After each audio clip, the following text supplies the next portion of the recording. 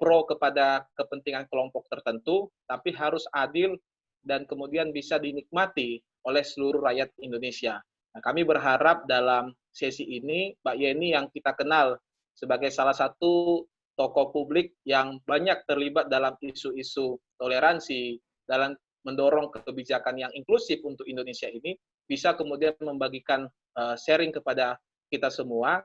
Di sini Mbak Yeni ada yang profesinya sebagai politisi, ada yang profesional di birokrasi juga, ada yang di swasta, ada yang mahasiswa, aktivis, pimpinan organisasi, dan lain-lain.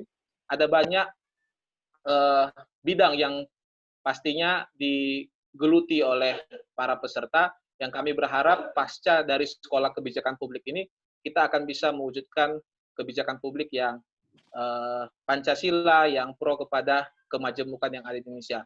Nah, sebagai contoh yang lagi hangat sekarang, adanya rancangan perda yang berbau agama di Depok, yang saat ini menjadi pembahasan di ruang-ruang publik.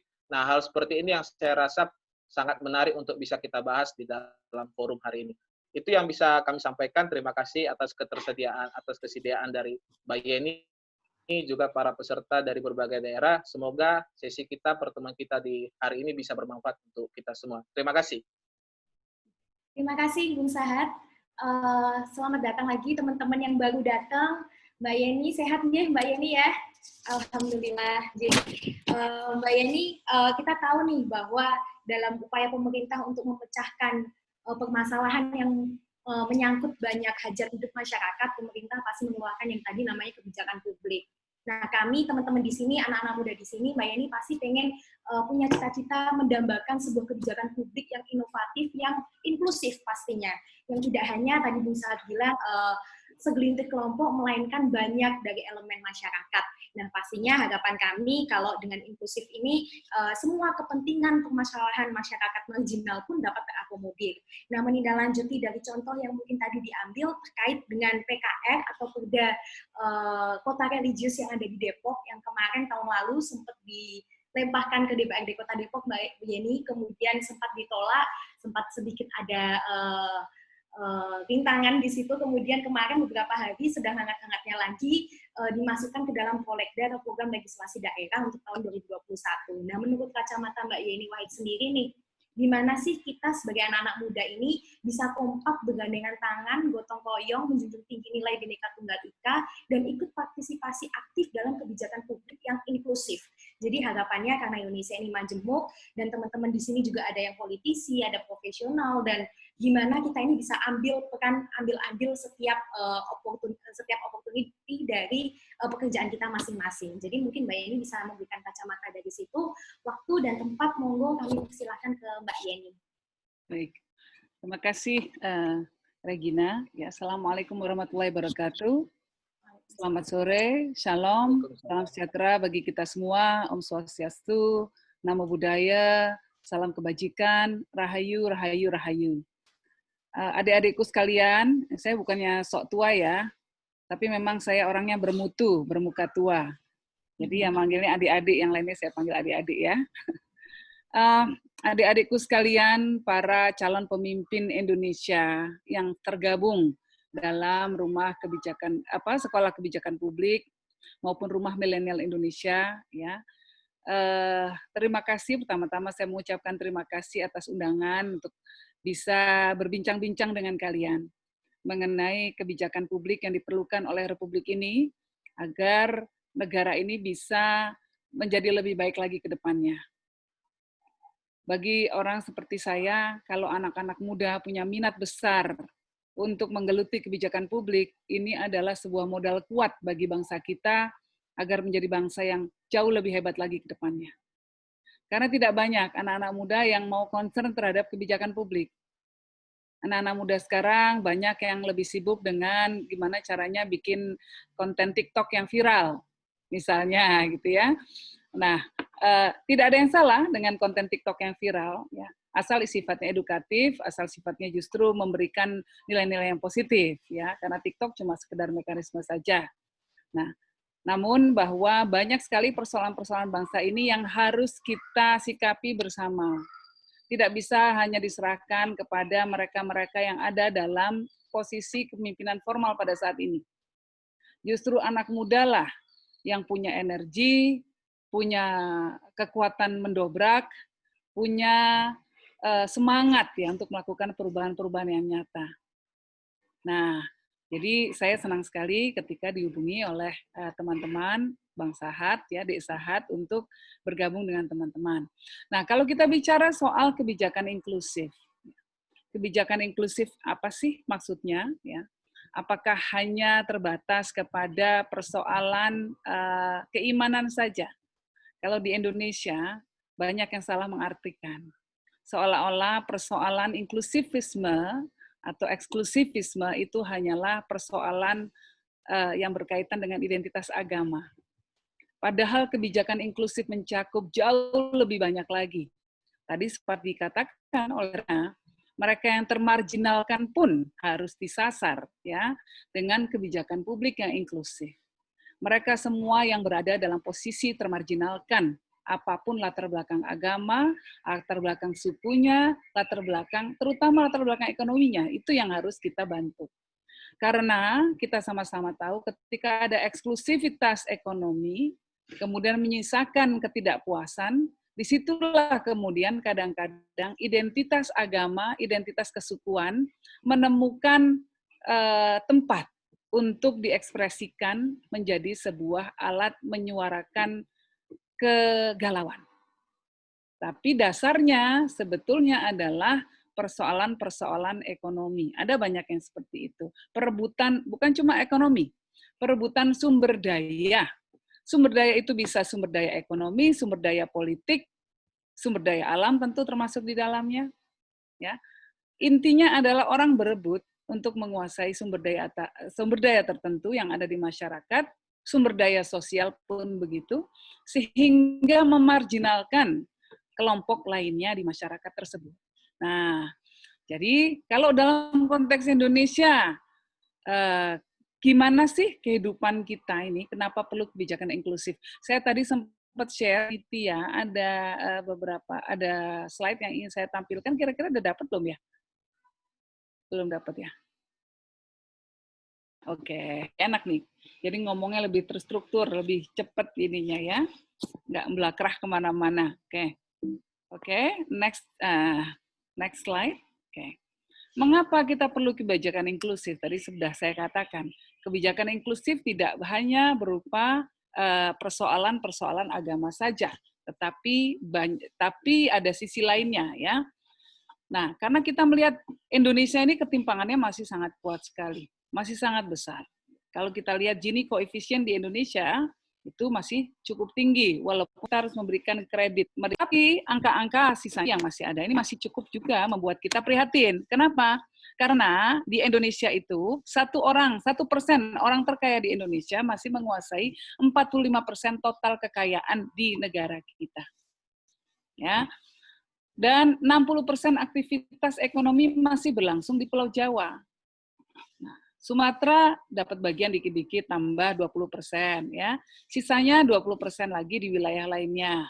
Nah, ini semua ya membuat ada perasaan yang tidak nyaman.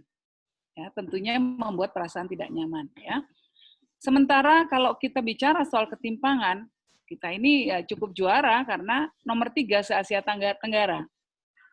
Juaranya tapi bukan juara yang perlu kita banggakan ya. Nah, kita perlu mengadres persoalan-persoalan ini karena kemudian dia akan keluar dalam hal kebijakan-kebijakan lainnya. Ya. Kebijakan lainnya misalnya kalau kita ambil contoh di Amerika. Kenapa Presiden Trump membangun narasi politiknya menyalahkan orang lain? Karena ada persoalan ekonomi di belakangnya. Ya, dia mencoba mengeksklusi dan mencoba untuk menuding orang lain, kelompok-kelompok etnis atau kelompok agama tertentu sebagai biang dari persoalan ekonomi yang ada, dari kesenjangan yang ada. Nah, kita melihat juga bahwa hal itu juga masih terlihat di banyak negara di dunia, termasuk di Indonesia. Awalnya adalah keresahan akibat adanya ketimpangan yang luar biasa, kemudian keluar dalam ekspresi, ya tadi, ekspresi agama. Kita ini miskin karena ada kelompok agama lain yang menguasai sumber daya di Indonesia. Kalian miskin, ini contohnya politisi, ada yang kemudian pidato. Kalian miskin karena ada kelompok etnis tertentu yang menguasai sumber daya kekayaan alam di Indonesia. Mudah sekali kemudian meletup ya keresahan, lalu politisasi yang mengakibatkan ada provokasi-provokasi terjadi.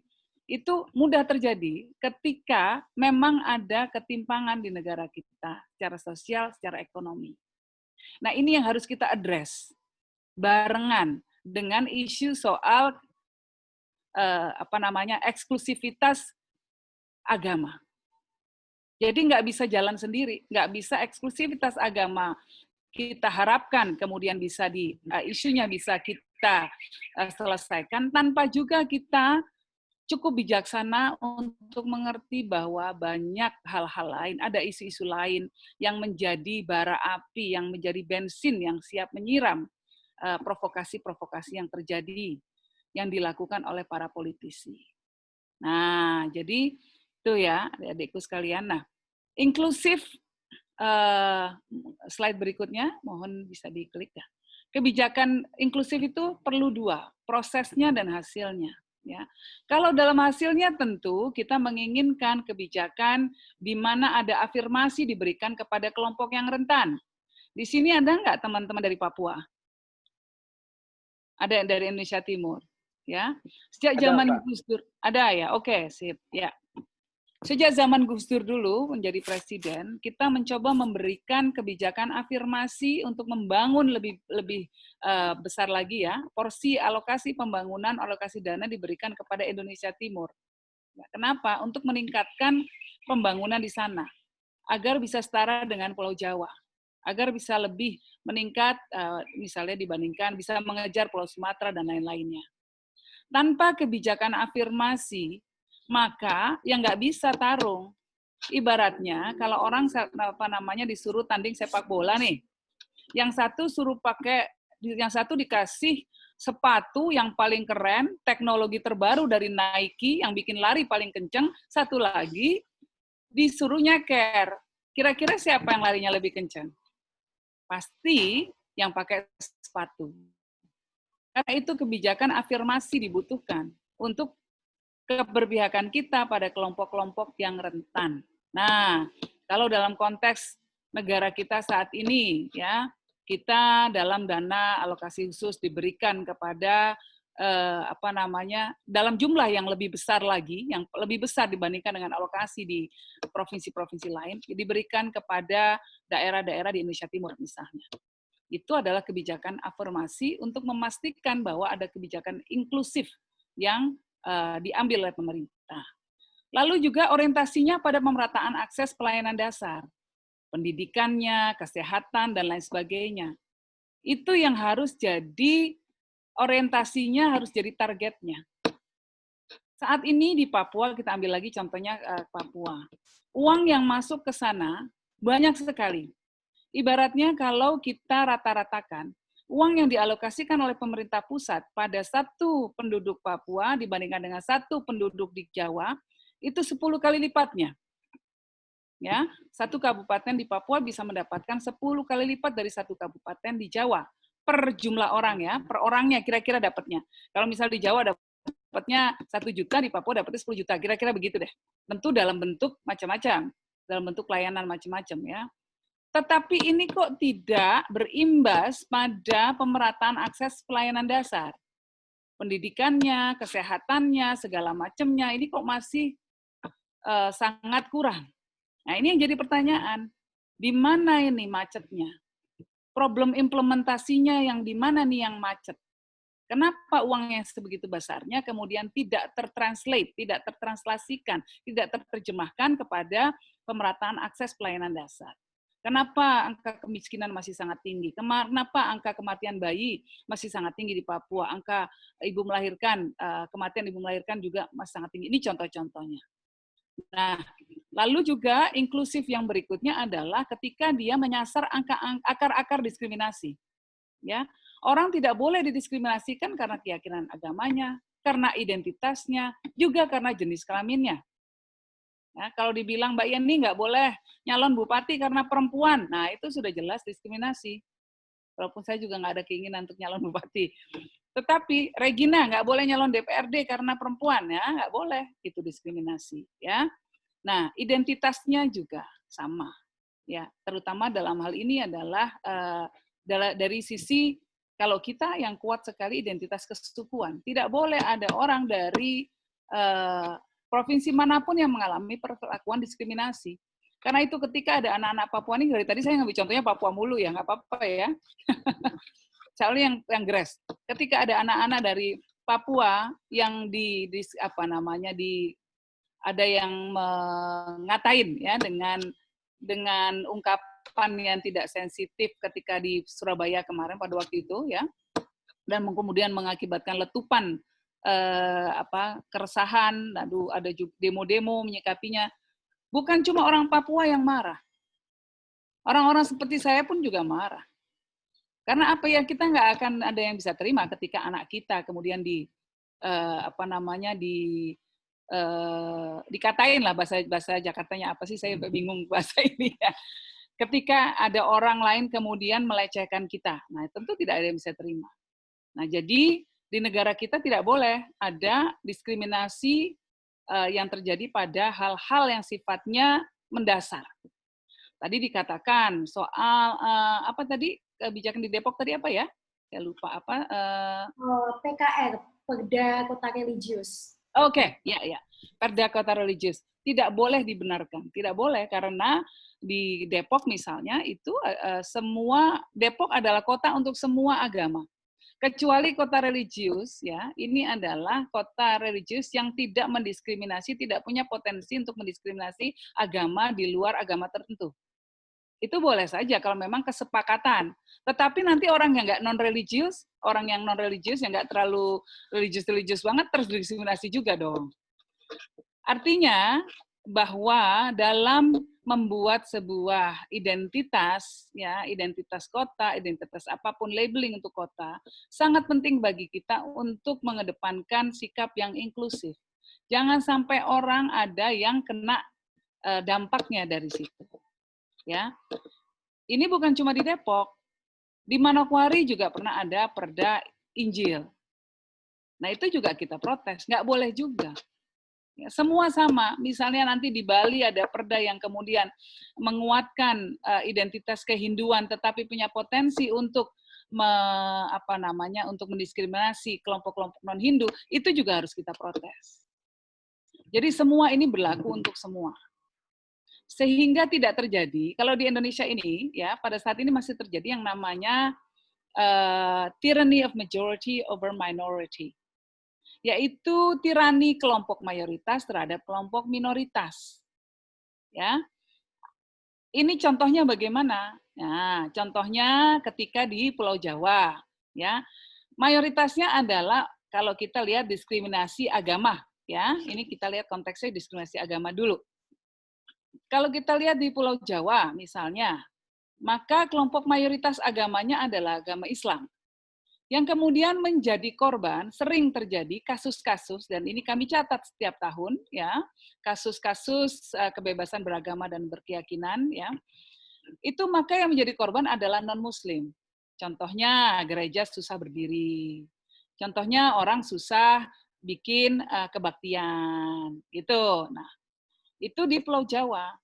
Tetapi kalau misalnya di pulau yang di mana provinsi itu paling kuat ya, predominantly misalnya mayoritasnya Kristen, ya, misalnya di NTT, gitu. Ada satu kota di NTT, ya, maka pernah ada kasus di mana masjid itu juga susah didirikan, nggak dikasih izin, ya, sampai bertahun-tahun nggak dikasih izin.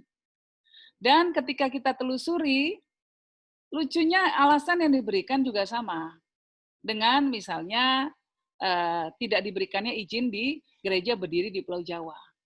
Dulu pernah ada kasus satu gereja sampai sekarang belum selesai, ya, gereja Yasmin katakanlah, gitu ya.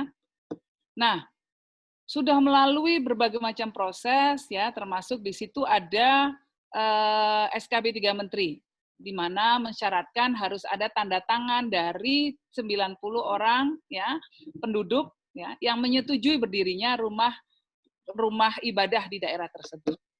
Sudah dilakukan, sudah ada, ditentang oleh kelompok-kelompok mayoritas yang radikal di daerah tersebut. Dengan mengatakan bahwa oh ini orang Kristennya manipulatif. Itu tanda tangannya itu tanda tangan yang direkayasa. Jadi orang Kristen pada bagi-bagi sembako, terus kemudian orang Islamnya tanda tangan semua deh. Nah, jadi itu manipulatif, ini nggak sah. Nah, ini terjadi di Pulau Jawa. Kita pindah ke NTT, kasus yang tadi saya ceritakan soal masjid yang susah berdiri. Ternyata argumennya juga sama. Oh, ini orang Islamnya manipulatif. Orang Islam itu bagi-bagi daging kurban ke orang non-muslim yang miskin, dikasih daging semua. Habis itu disuruh tanda tangan untuk boleh berdiri masjid di daerah itu. Ini artinya tanda tangannya ini rekayasa, nggak sah. Saya waktu dengar argumen-argumen itu mau ketawa. Kok bisa sama?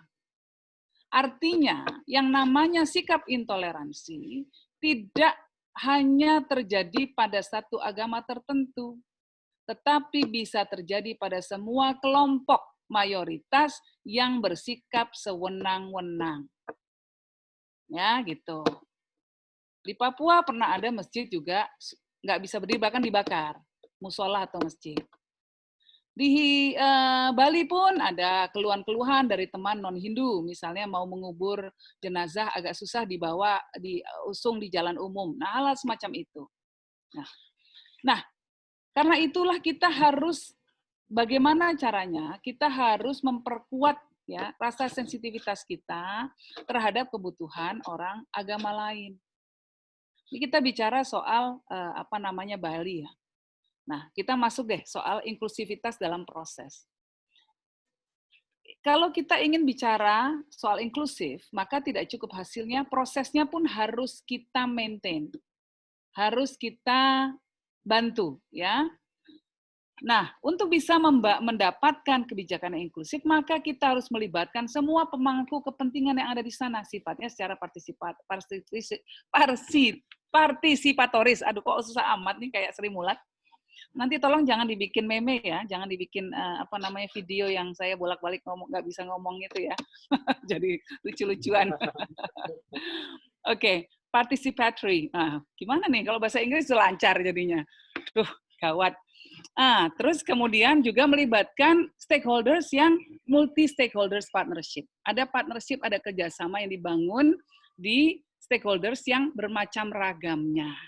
Nah itu, jadi nggak bisa nih kita mau bicara soal kebijakan publik tanpa menyertakan teman-teman difabel misalnya. Kita mau bangun kita mau membangun prasarana umum tanpa menyertakan mereka, kita nggak akan pernah tahu kebutuhan mereka. Mereka harus disertakan. Ini contohnya. Nah, lalu kemudian juga ketika kita masuk terhadap hal yang beraneka ragamnya, ya kehidupan kita dengan berbagai macam identitas yang mengiringinya, dengan berbagai macam sensitivitas yang melekat ke sana, itu juga harus masuk dalam proses pengambilan kebijakan inklusif. Contohnya gampangnya gini deh, tadi saya mau ngomong soal Bali. Bali itu setiap tahun ada Hari Raya Nyepi, ya kan? Nah, pas Hari Raya Nyepi, semua orang Bali kan nggak ngapa-ngapain. Harus berdoa saja di rumah, nggak boleh nyalain listrik, nggak boleh pergi, nggak boleh berkegiatan, nggak boleh nyalain TV, nggak boleh main HP, dan lain sebagainya. Nah, gimana kalau pas Hari Raya Nyepi, jatuhnya hari Jumat? Orang Islam harus sembahyang Jumat, harus keluar-keluar, harus pergi ke masjid. Karena sembahyang Jumat itu tempatnya di kolektif ya, bukan pribadi. Kalau sembahyang duhur bisa di rumah. Tapi kalau sembahyang Jumat ini ada dimensi sosial di dalamnya, di mana orang diharapkan juga berinteraksi satu sama lain. Nah, jadi berjamaah. Terus gimana? Kalau kita cuma mau menang-menangan saja, ya pasti nggak boleh tuh. Nggak boleh orang keluar. Kalau pecalangnya bilang pokoknya nggak boleh ada orang jalan-jalan keluar pas lagi ada hari raya Nyepi. Bisa berantakan nggak? Persoalan bisa tercipta tension nggak? Ketegangan nggak? Terhadap antara pemeluk agama Islam dan pemeluk agama Hindu. Pasti tercipta ketegangan. Nah, karena itu diharapkan kemudian ada sensitivitas. Nah, ini yang kadang juga orang juga tidak memahami ya. Saya sering cerita ke teman-teman di misalnya di Jawa. Orang Papua itu sensitif sekali kalau soal rasial. Kalau soal rasial itu sangat sensitif. Sementara orang di Jawa dan Sumatera sensitifnya soal agama. Nah, orang di Jawa, Sumatera, dan lain sebagainya, begitu disinggung soal agama, aduh, sudah deh, langsung golok diasah. Langsung lengan baju digulung. Ya kan? Nah, sementara di Papua, begitu ini rasial, waduh, itu sakitnya tuh di sini banget, langsung masuk ke dalam hatinya. Nah, sensitivitas semacam ini kadang tidak kita punyai, tidak kita miliki. Kita nganggap semua orang sama. Nggak bisa. Nah, ini contoh paling gampang. Lalu yang kedua, ya, dengan berbagai macam identitas suku yang kita miliki, ya. Ini seharusnya juga menumbuhkan apresiasi terhadap kebinekaan, kekuatan kekuatan yang ada, ya, kebaikan yang ada dari semua suku, termasuk di dalamnya adalah tampilan fisik. Ya. Ada apresiasi yang kita berikan terhadap semua orang yang tampil dengan fisik yang diberikan oleh Tuhan. Tapi yang kita lihat justru kalau dalam konteks negara kita misalnya atau Asia, ada kelompok-kelompok etnis tertentu yang tidak mendapatkan pengakuan dalam standar kecantikan tertentu. Misalnya nih, ya kan? Yang cantik model kayak Regina, yang putih gitu kan, matanya belok, tuh kan, rambutnya lurus. Sementara yang lainnya dianggap kurang cantik. Ini juga kita memerlukan upaya dari kita semua untuk memproses ulang nih, rewiring, ya, cara berpikir kita untuk mengapresiasi apa yang telah diberikan Tuhan, ya, kebinekaan yang kita miliki, kita apresiasi dengan sebenar-benarnya, termasuk mengapresiasi tampilan fisik dari semua orang. Semua orang punya harga, punya kecantikannya, punya harga dirinya. Semua orang punya nilai kecantikannya, ya. Semua orang cantik, intinya begitu. Semua orang cantik, semua orang ganteng. Dan bukan cuma karena ungkapan itu ya, beauty is in the eyes of the beholder. Bukan karena itu ya, karena kecantikan tergantung yang ngelihat katanya. Ya bukan begitu. Tetapi kita harus berupaya sedemikian rupa untuk menciptakan social conditioning. Ya, perekayasaan sosial agar anak-anak kita, generasi berikutnya, generasi milenial, lebih menghargai keragaman dalam hal kecantikan dan kekerenan. Ini contoh. Ya. Yang namanya social conditioning diperlukan. Kenapa di banyak negara-negara Asia, banyak negara-negara Afrika, standar kecantikannya adalah yang kulitnya putih? Karena social conditioning yang terjadi selama berabad-abad lamanya, karena kita dijajah oleh orang-orang kulit putih. Sehingga standar kecantikannya adalah yang modelnya bule-bule begitu. Coba yang jajah kita misalnya adalah dari benua Afrika. Mungkin yang paling kita anggap cantik itu adalah foto model Iman. Atau foto model ya banyak ya, foto model Naomi Campbell dan lain sebagainya. Ya. Kalau saya sendiri sih, buat saya salah satu sosok yang keren itu misalnya adalah penyanyi Seal. Itu kan keren banget, walaupun di sini ada codetnya. Nah, tapi kan tidak semua orang anggapnya begitu. Banyak orang menganggap yang keren itu Brad Pitt. Yang keren itu George Clooney.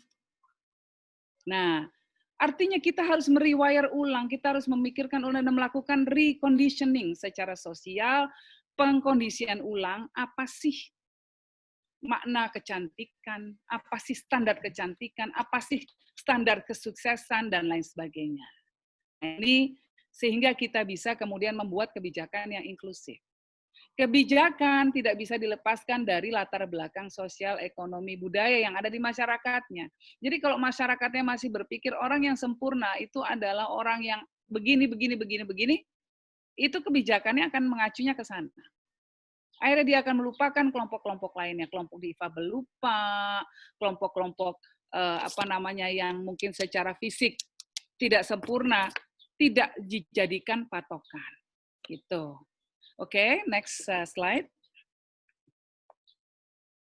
Nah, saya mau kasih contoh nih dari program kami yang kami lakukan ya, untuk mencoba menciptakan, memprovokasi agar pemerintah baik di tingkat desa, tingkat kabupaten, sampai tingkat nasional membuat kebijakan-kebijakan yang sifatnya inklusif.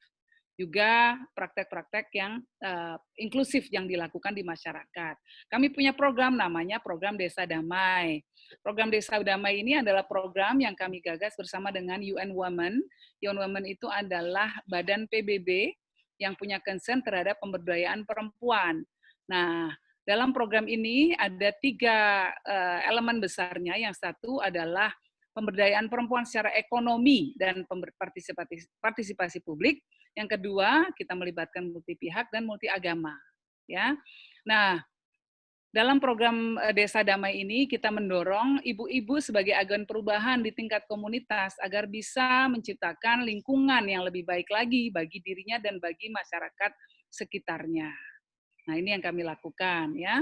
Kita memberikan pelatihan-pelatihan ekonomi, kita memberikan pelatihan tentang peace building mekanisme membuat pencegahan konflik misalnya, mekanisme agar ada toleransi beragama, mekanisme atau kultur yang tercipta agar orang saling mengayomi, mau hidup guyup dan rukun dan lain sebagainya. Ya. Nah, aktor utamanya ibu-ibu, tetapi tetap kita melibatkan semua yang ada di sana, terutama para pembuat kebijakan, misalnya Pak Lurah, terus kemudian dari Satpol PP dan lain sebagainya, itu kita libatkan semua.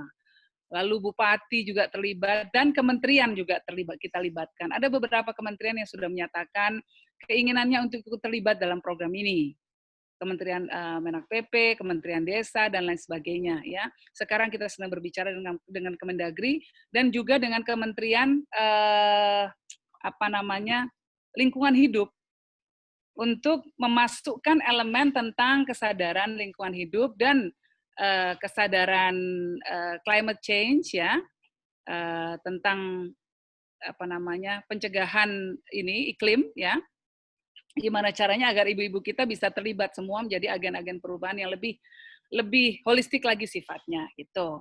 Lalu kami juga punya program namanya Sekolah Damai, di mana kita bekerja sama dengan sekolah-sekolah. Sekarang ada 60 sekolah yang sudah masuk dalam pilot kita, di mana kita mendorong agar tercipta kebijakan sekolah yang inklusif, ya, di mana anak-anak rohis nggak cuma bergaul sama anak rohis, tapi juga bergaul sama anak rokris.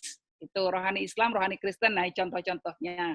Bikin kegiatan bareng dan lain sebagainya. Di mana kepala sekolah mengeluarkan kebijakan kepala sekolah agar tercipta kesadaran untuk menciptakan toleransi di sekolah tersebut. Nah, kira-kira kayak begitu ya.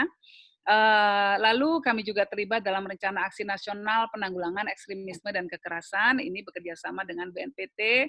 Kami membuatkan draft ya, bersama-sama dengan BNPT menyusun dan membuat draft implementasi gimana caranya kita mencegah ada ekstremisme berbasis kekerasan yang terjadi di masyarakat. Lalu ada juga kita terlibat rencana aksi nasional perlindungan dan pemberdayaan perempuan dan anak dalam konflik sosial, ini kita juga terlibat. Nah, jadi pelibatan semacam ini penting sekali ya, karena tidak bisa pemerintah memecahkan persoalannya sendiri. Tidak bisa DPR memecahkan persoalannya sendiri. Harus ada keterlibatan dari masyarakat sipil. Karena ada ruang-ruang yang tidak bisa diisi oleh pemerintah, hanya bisa diisi oleh masyarakat sipil. Nah, jadi mungkin itu buat memantik diskusinya dulu. Silakan nanti kalau adik-adik ada yang mau komentar dulu, sambil kita komentar, sambil kita ngobrol gitu ya. Nah, silakan saya kembalikan ke Mbak Regina. Terima kasih. Matur suwun Mbak Yeni, terima Yes, kasih. kami-kami. Teman-teman mungkin ada yang mau bertanya, ini sudah ada yang raise hand ya. Nanti kita beri kesempatan untuk 3 orang. Di sini ada Mas Joshua, Mbak Sianti, sama Mas Asra, dan Mbak Ida yang sudah raise hand ya. Nanti 4 orang ini dulu, kami berikan waktu 2 menit each untuk teman-teman untuk bisa menanyakan pertanyaan ke Mbak Yeni. Yang pertama mungkin monggo Mas Joshua ya, saya unmute bisa menanyakan pertanyaannya. Baik, terima kasih atas kesempatannya. Terdengar suara saya, Mbak Moderator? Ya, dengar. Udah oke, Mas. Oke, siap. Saya ada 2 pertanyaan untuk Mbak Weni. Saya Joshua dari ICRS, sebuah NGO fokus di peradilan. Saya ada 2 pertanyaan.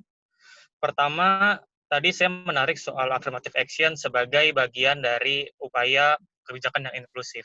Ya. Nah, menurut saya bertanya akhirnya, bagaimana batasan dan juga konsep dari affirmative action? Karena mungkin saya ambil contoh, kalau misalkan kayak kewajiban berapa persen gitu ya, perempuan harus ada di parlemen. Buat saya itu bukan affirmative action, karena saya lebih memilih bentuknya itu perempuan ada di nomor urut atas daripada kewajiban secara angka 30% kalau saya nggak salah di parlemen. Karena lagi-lagi saya bingung, affirmative action ini sebenarnya buat siapa? Apakah memang lagi-lagi dikit-dikit kita affirmative action dengan alasan perlakuan khusus. Nah, dan kadang-kadang saya mikir apakah tepat sasaran nggak ya kalau kita melakukan affirmative action ke beberapa elemen atau entitas. Nah, saya penasaran dari Mbak sendiri, affirmative itu seperti apa, sasarannya, kriterianya, kualifikasinya, tujuan itu memang pantas atau pas dikasih affirmative action. Nah, yang kedua, saya bertanya mengenai ini. Mungkin kita sudah banyak sama-sama aware dengan orang-orang yang maksudnya etnis minoritas atau agamanya minoritas yang mengalami perbedaan perlakuan. Nah, saya ingin bertanya, apakah perbedaan perlakuan itu yang belum inklusif itu berlaku juga buat mereka yang di bawah umur? Karena saya melihat ini dalam konteks kayak sekarang PPDB Jakarta. PPDB Jakarta kan yang lagi hangat kan ada isu usia sebagai prioritas. Dan ini terkena ke adik saya. Adik saya 10 tahun mau daftar SMP, awalnya kepental karena kalah sama mereka yang 13 tahun. Dan saya, menurut saya ini nggak logis lah kebijakan ini. Saya bahkan mau bilang menggunakan kata konyol untuk kebijakan ini. Tapi, dan saya pun mengenal teman-teman saya yang sepantaran saya, satu angkatan, dia kemarin lulus S1 di bawah 20 tahun, masih 19 tahun, karena waktu itu akselerasi 2 kali. Dan dia sekarang udah S2 di luar. Dan saya sayang banget kalau misalkan orang-orang yang di bawah umur ini gagal gitu ya, mendapatkan pendidikan terganjal karena masalah usia. Nah, saya mau tanyakan adalah, saya pun kasihan sama adik saya, karena adik saya pun pas ditanya soal ini, iya aja. Nggak bersuara, sebenarnya iya saya juga memahami, dia baru SMP, masuk SMP, gitu ya. Dia nggak, dalam tanda kutip, masih belum mengerti lah soal bagaimana kebijakan ini dan dinamika di dalamnya. Dan saya pun berpikir, kalau mungkin saya tidak aware hukum, atau ibu saya nggak aware hukum, atau kemarin misalkan ada ibu-ibu yang tidak turun ke jalan gitu ya, demonstrasi, mungkin isu ini tidak akan naik, dan anak-anaknya pun nggak peduli. Maksudnya bukan nggak peduli sih, nggak tahu mau ngapain, dan memang ya masih di bawah umur. Nah, kira-kira bagaimana tanggapan dari Mbak gitu ya, menyikapi hal-hal kayak gini? Kayak saya pribadi, ini benar-benar berkaitan dengan masa depan generasi selanjutnya soal pendidikan, dan lagi-lagi ya anak-anak di bawah itu yang nggak tahu, nggak aware, nggak bisa paham juga. Jadi ya bukan memang belum waktunya itu ya. Dan lagi-lagi bergantung atau depend kepada kita yang keluarganya mungkin bisa mengerti. Jika itu keluarganya ngerti atau terbuka. Kalau misalkan keluarganya nggak aware, ya saya kasihan sama anaknya. Jadi mungkin tanggapan dari Mbak gimana atas pertanyaan itu sih. Mungkin itu aja dari saya, Mbak Regina. Terima kasih waktunya. Terima kasih Mas Joshua. Mbak Yeni mohon izin, ini mau dijawab dulu atau nanti mau sekalian 4 pertanyaan dijawab di akhir? Terserah Regina aja. Oh, kita langsung aja ya, Mbak Yeni ya biar enak ya. Next ini ada Sianti Chandra, saya unmute ya. Monggo silahkan untuk bertanya. Terima kasih moderator. Terima kasih Bu Yeni Wahid untuk presentasinya tadi, menarik sekali. Saya juga sepakat dengan Ibu harus ada partisipasi dari masyarakat sipil. Cuman saya masih merasa ada satu yang kurang gitu. Bagaimana dengan penegak hukum atau otoritas yang melaksanakan undang-undang? Karena kalau kita ngomongin soal adanya mayoritas dan minoritas, kadang mayoritas menang karena memaksa otoritas atau penegak hukum untuk memenuhi aspirasi mereka, yang mana akhirnya minority itu nggak punya perlindungan, karena mereka kayak kalah gitu loh. Jadi saya ingin tahu solusi dari Ibu Yeni Wahid mengenai hal ini. Karena masyarakat sipil, ya benar, sepakat harus mulai mendapatkan edukasi soal mayoritas ini dan minoritas. Tapi bagaimana dengan persoalan di bagian penegak hukumnya atau otoritas? Ya, sekian itu aja dari saya. Terima kasih. Terima kasih Mbak Sianti. Selanjutnya ini di Mas Asra. Saya unmute ya. Monggo silahkan. Oke. Assalamualaikum warahmatullahi wabarakatuh. Terima kasih buat kesempatannya. Ya, salam ya buat Mbak ini senior di Gus Durian. Kalau saya asli Nusa Tenggara Timur. Pertanyaan saya sebenarnya mengingat apa yang sudah disampaikan oleh Pak ini tadi, mengingatkan kembali kepada saya, ada suatu tulisan artikel saya yang dibuat dalam bentuk buku. Dalam buku saya menceritakan tentang politik identitas di tengah krisis ekonomi. Artinya saya coba menyimpulkan antara apa yang disampaikan Mbak ini tadi. Pertanyaan saya begini, kalau kita melihat persoalan antara intoleransi maupun rasial yang dilakukan, saya pikir bukan karena masyarakatnya sebenarnya yang membuat keributan, tetapi ada pihak-pihak tertentu yang di dalamnya adalah ada yang mau membangun bahwa mempolitisasi, kalau secara kasarnya kalau saya katakan demikian, mempolitisasi isu tersebut kepada masyarakat, maka timbul persepsi antara kebencian begitu. Bukan karena agama, bukan karena rasial, tidak sebenarnya.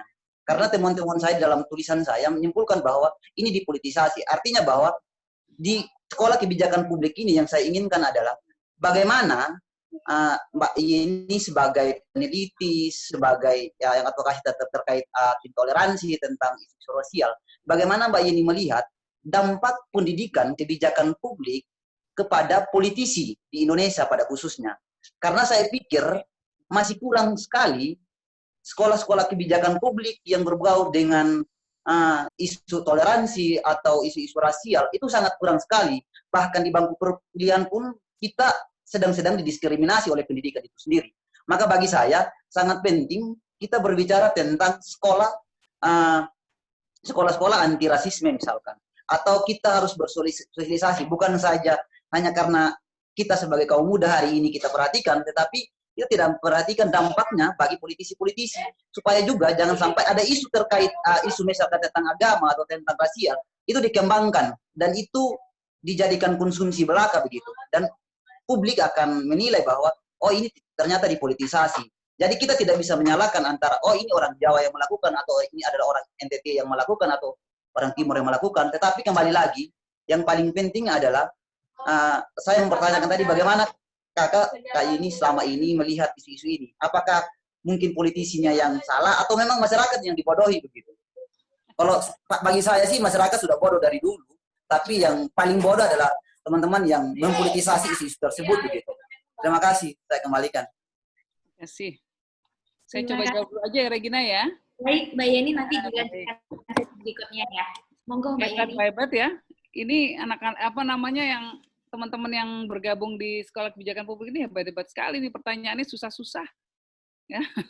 Dan langsung bisa menangkap apa namanya isu-isu yang ada dan bisa langsung memformulasikannya dalam pertanyaan tadi itu kan sebetulnya adalah sebuah upaya untuk memikirkan dan memformulasikan kebijakan apa, seperti apa yang kedepannya harus kita ambil kan kira-kira begitu ya. Nah, tadi pertanyaan pertama soal batasan affirmative action seperti apa ya. Tadi diambil contohnya bahwa soal kuota perempuan 30% ya, yang dianggap oleh penanya tadi siapa tadi? Siapa tadi ya? Mas Joshua. Oh ya Joshua ya.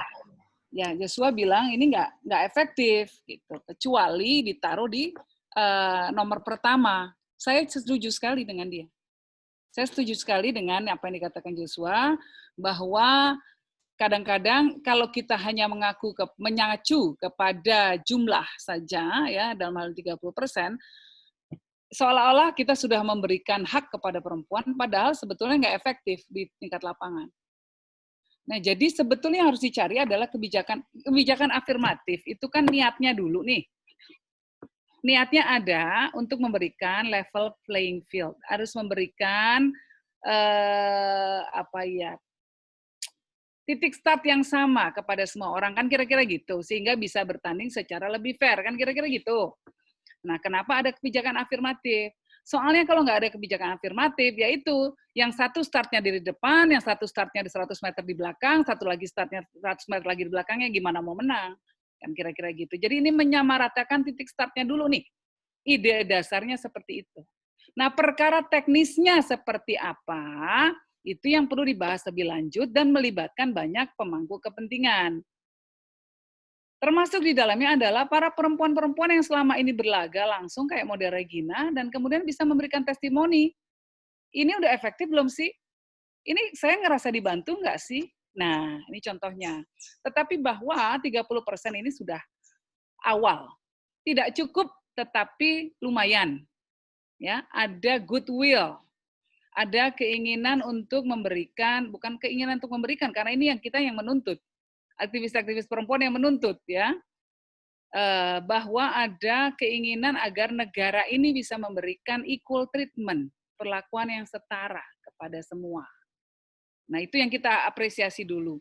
Perkara bahwa ini tidak cukup, mari kita perjuangkan lagi.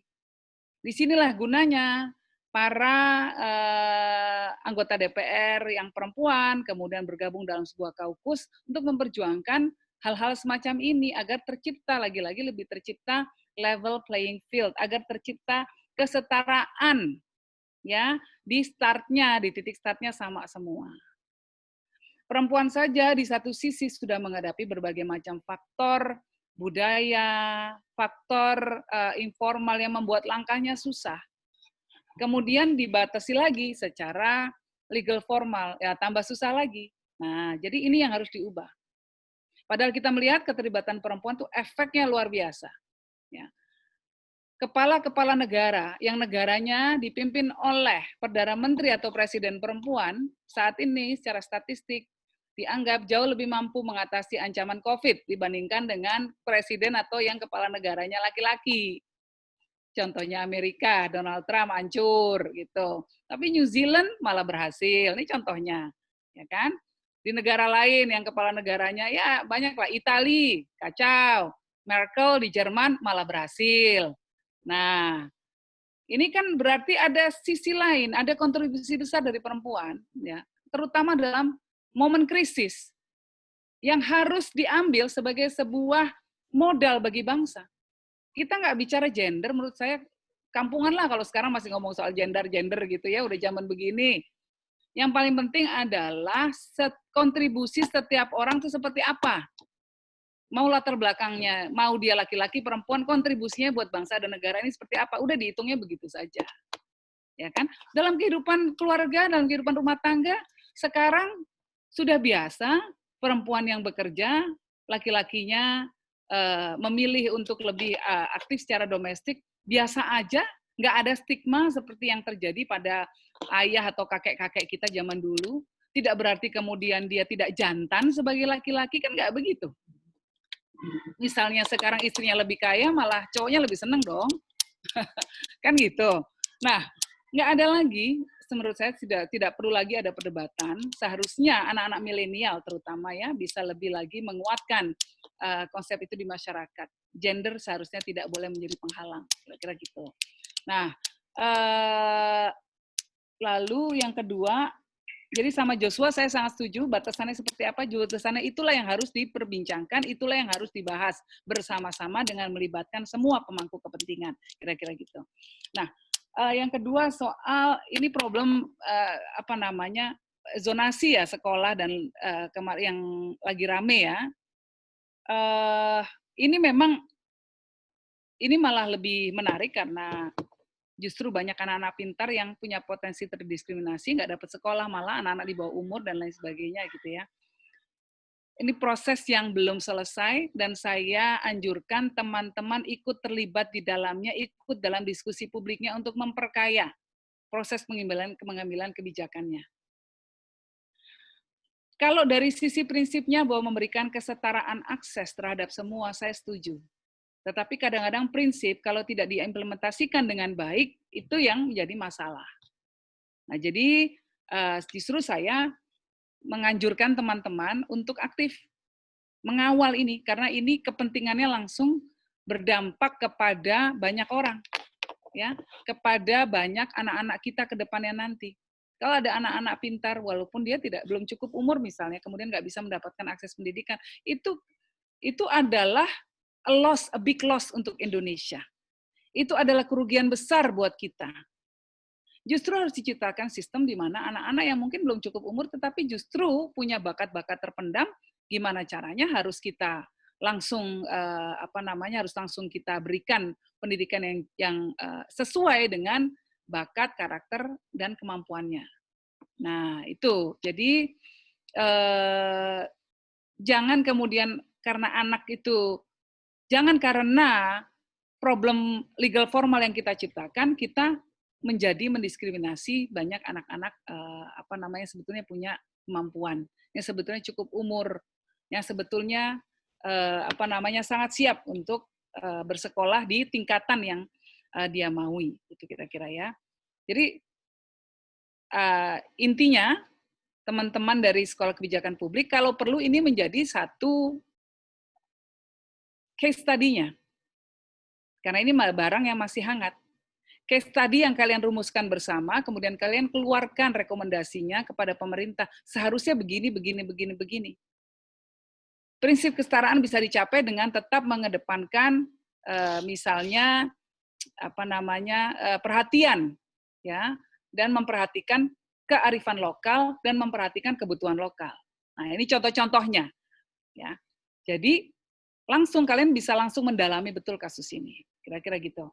Lalu Sianti, penegak hukum, gimana caranya? Masyarakatnya sudah mulai terbiasa, masyarakatnya sudah cukup tercerahkan, tapi justru penegak hukumnya yang tidak tercerahkan, gimana dong? Malah justru banyak kelompok-kelompok yang seolah-olah radikal malah diberikan ruang untuk berekspresi di ruang publik, malah justru minoritasnya dibubarkan kalau bikin acara, kira-kira begitu ya? Nah, saya sangat setuju sekali. Semua kuncinya ini ada di penegak hukum.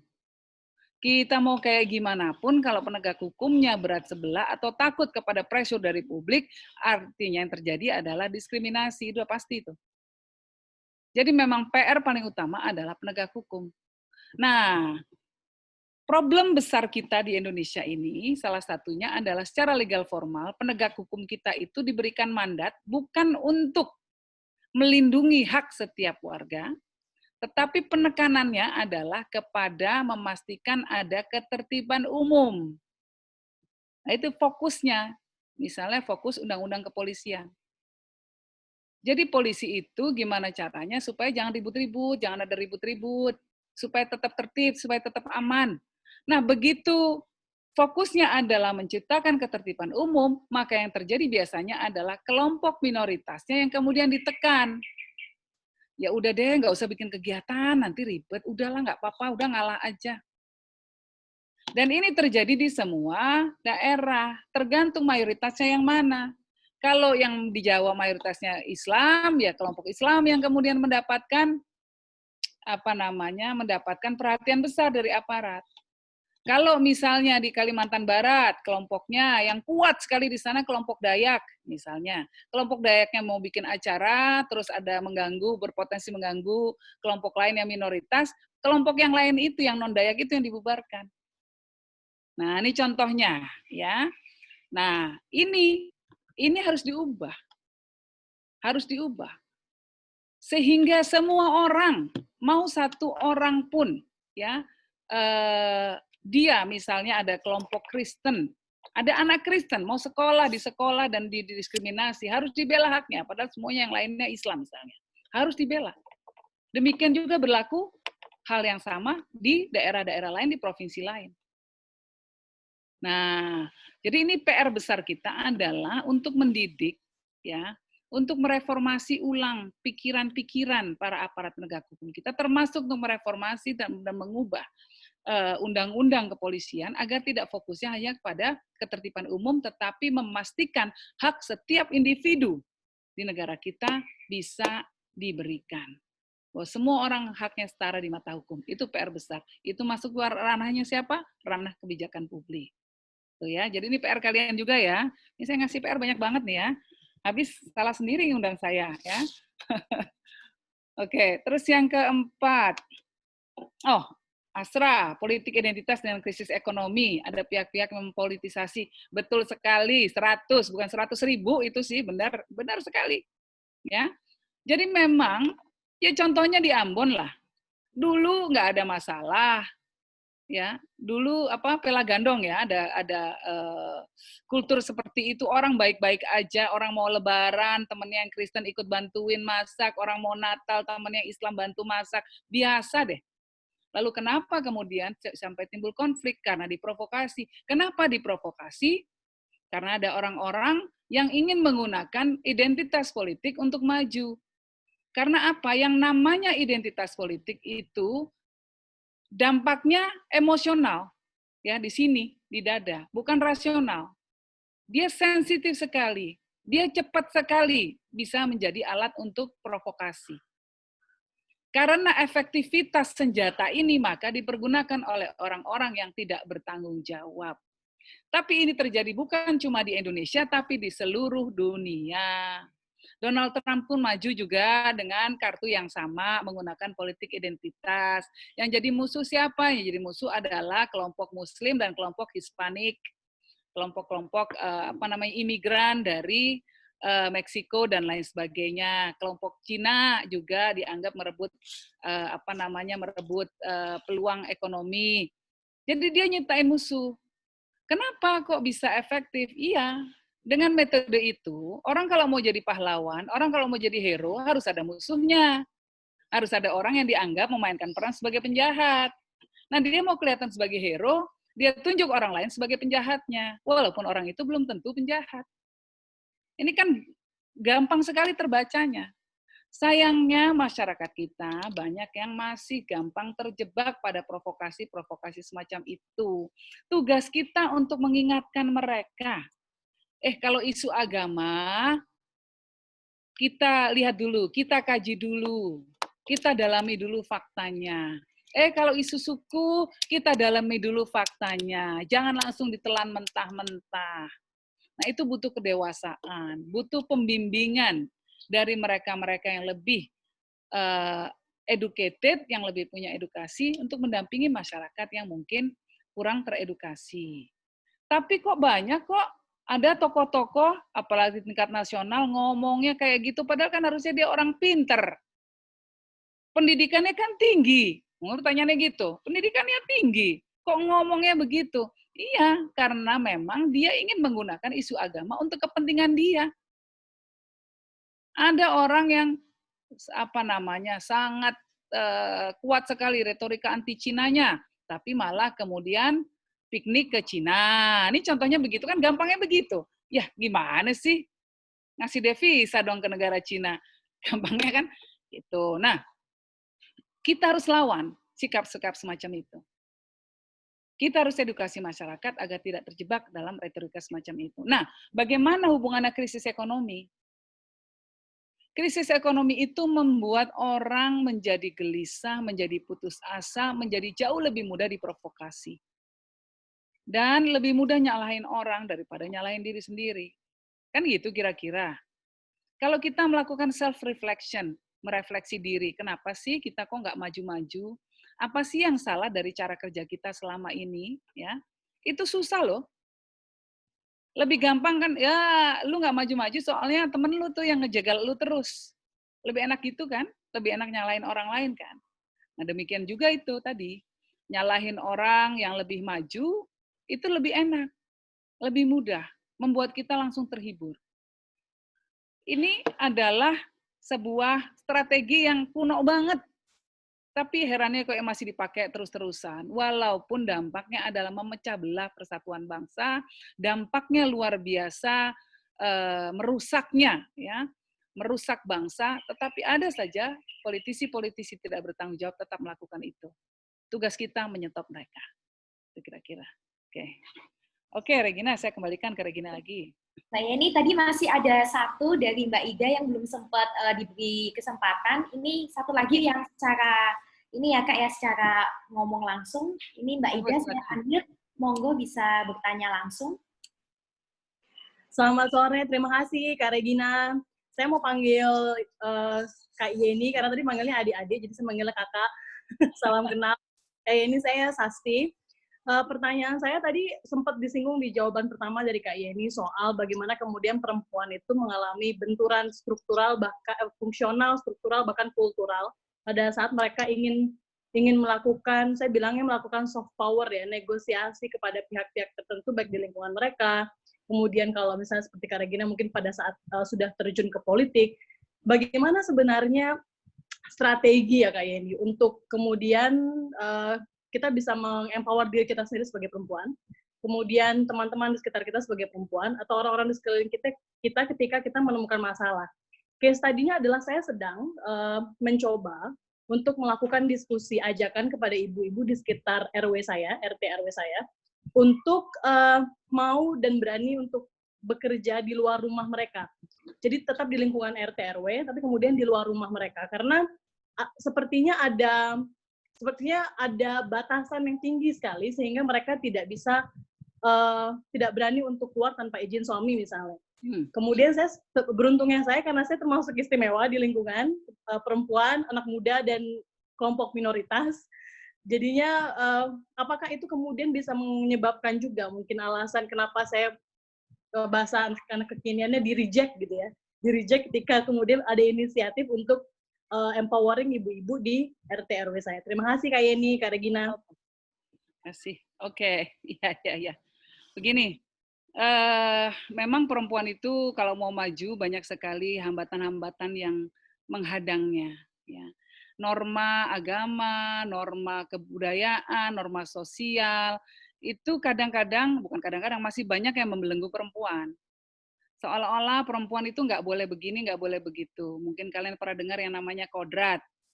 Perempuan itu kodratnya di rumah, ya. Kalau ada yang bekerja itu bonus, kan kira-kira gitu. Nah, mungkin saya kalau boleh nih sekaligus ngasih tahu adik-adik semua soal konsep kodrat dulu ya. Ini kan ada teman-teman laki-laki di sini yang saya harapkan nanti ke depannya bisa menjadi ayah yang bisa mengayomi anak-anaknya dan suami yang bisa memperlakukan istrinya dengan lebih baik lagi, gitu ya. Kita bicara dulu soal konsep kodrat. Kodrat perempuan, ya. Kodrat itu adalah sesuatu yang datangnya dari yang di atas. Ini setuju nggak nih dengan definisi itu dulu? Ya, moga-moga setuju ya. Jadi kita mulai dari situ. Kodrat itu adalah sesuatu yang given, datangnya dari Yang Maha Kuasa, tidak datang dari manusia, tapi hanya datang dari manusia, dari yang di atas. Itulah yang membedakan antara laki-laki dan perempuan. Itu kodrat definisinya, ya. Nah, kodrat yang membedakan laki-laki dan perempuan yang datangnya dari yang di atas itu apa sih? Nah, itu ada 4. Ya, ada 4 yang membuatnya berbeda antara laki-laki dan perempuan. Yang pertama adalah perempuan itu menstruasi. Yang kedua, perempuan itu hamil, bisa hamil. Yang ketiga, perempuan itu bisa melahirkan. Dan yang keempat, perempuan itu bisa menyusui. Itu saja yang membedakan antara laki-laki dan perempuan. Itu saja kodratnya perempuan. Kalau di luar itu, namanya bukan kodrat. Karena tidak datang dari yang di atas. Namanya adalah konstruksi sosial atau aturan sosial. Siapa yang bikin kalau bukan datang dari yang di atas? Yang bikin manusia sendiri. Aturan-aturan yang ada di masyarakat kita ya manusia sendiri yang bikin. Nah kalau dibikin manusia boleh diubah nggak?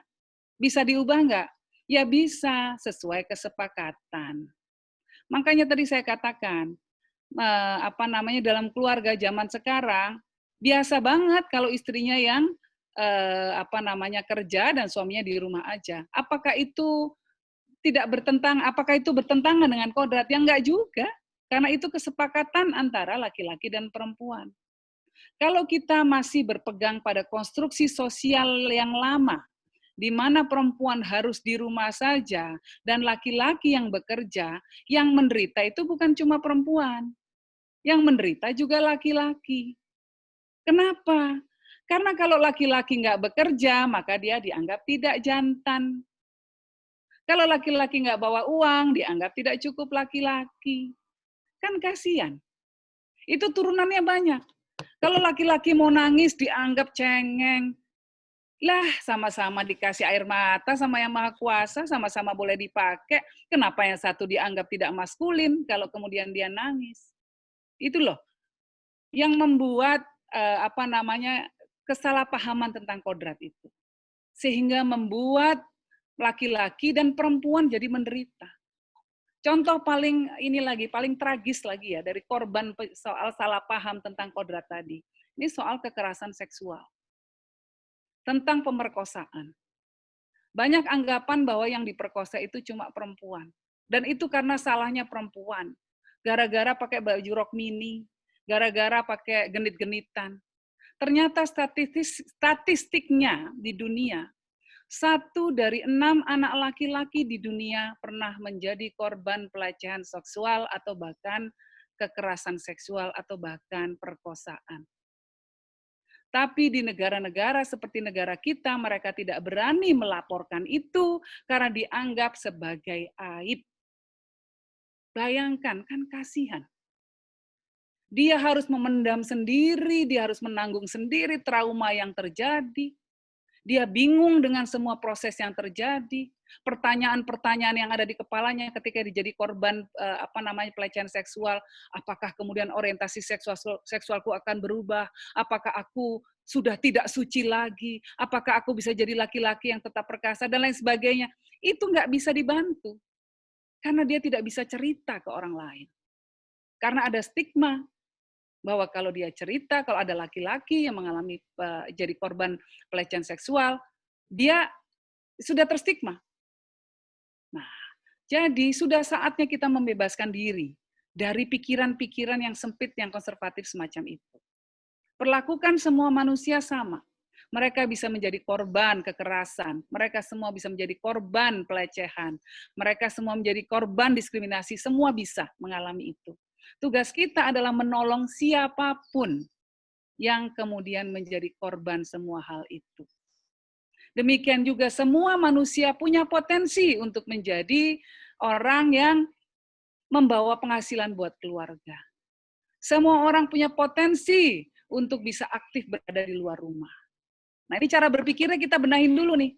Kalau sudah bisa berpikirnya berbeda, berpikirnya bisa lebih terbuka, lebih merdeka, maka kita menyikapi hal-hal seperti diskriminasi terhadap perempuan dan lain sebagainya enteng aja.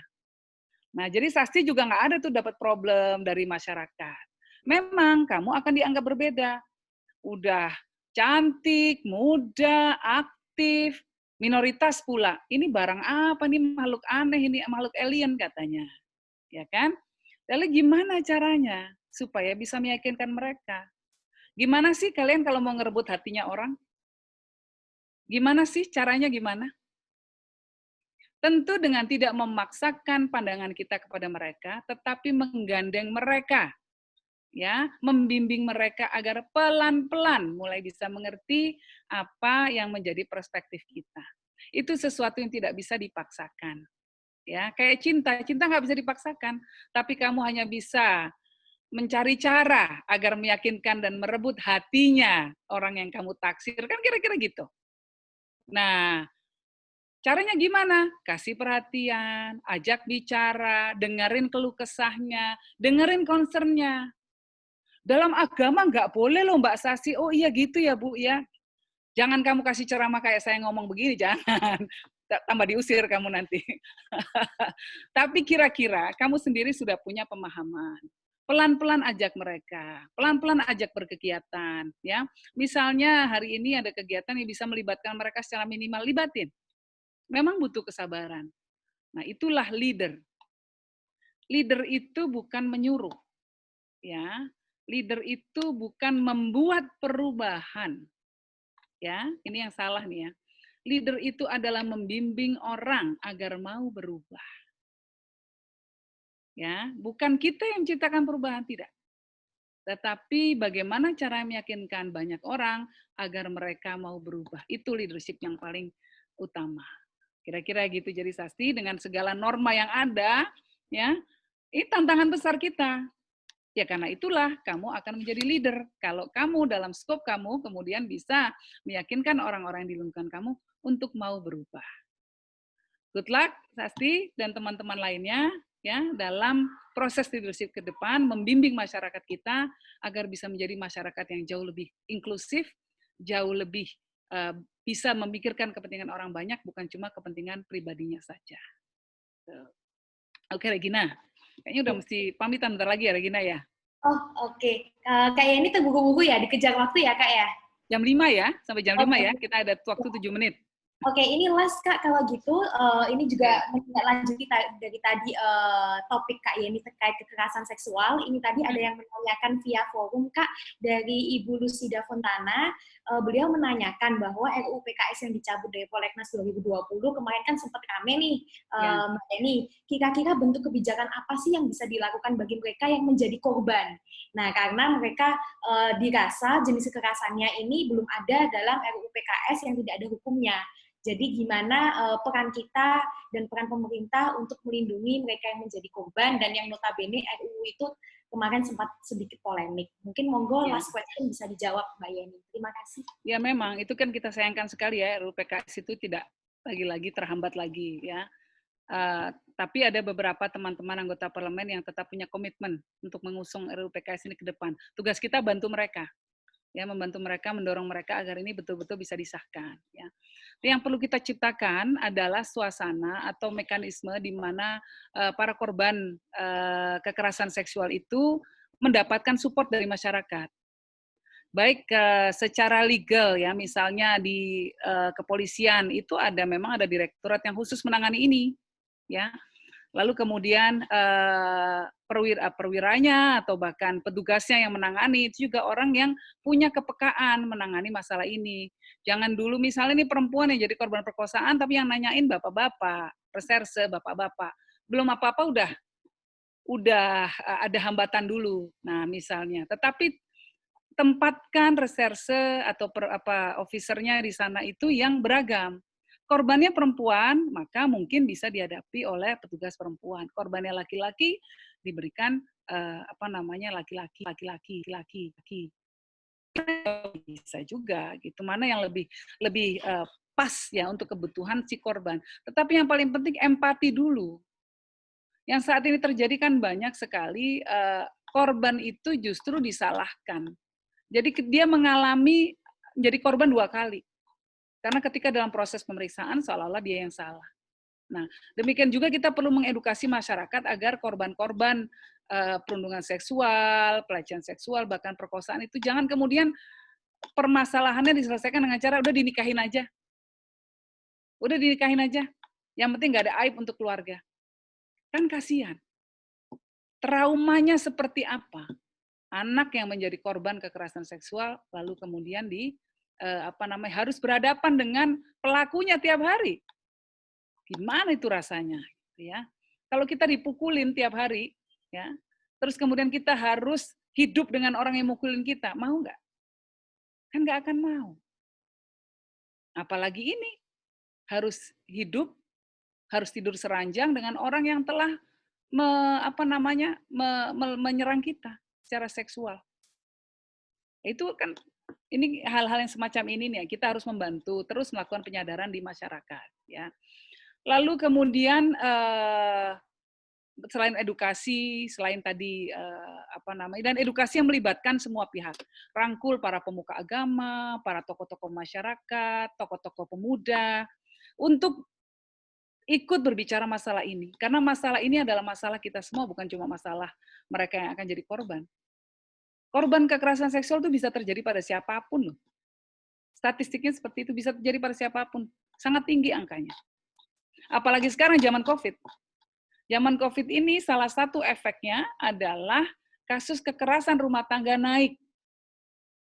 Orang nggak sabar, orang frustasi dilampiaskan kepada anggota keluarganya.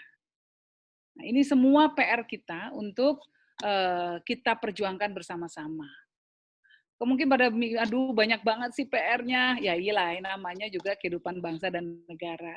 Ya, kehidupan bangsa negara memang masih banyak sekali PR-nya dari masyarakat yang ideal, masyarakat yang makmur sejahtera, misalnya kayak di negara-negara Skandinavia, ya, yang kalau dalam sebuah keluarga istrinya melahirkan, bapaknya pun dapat cuti hamil ditanggung perusahaan 2 tahun.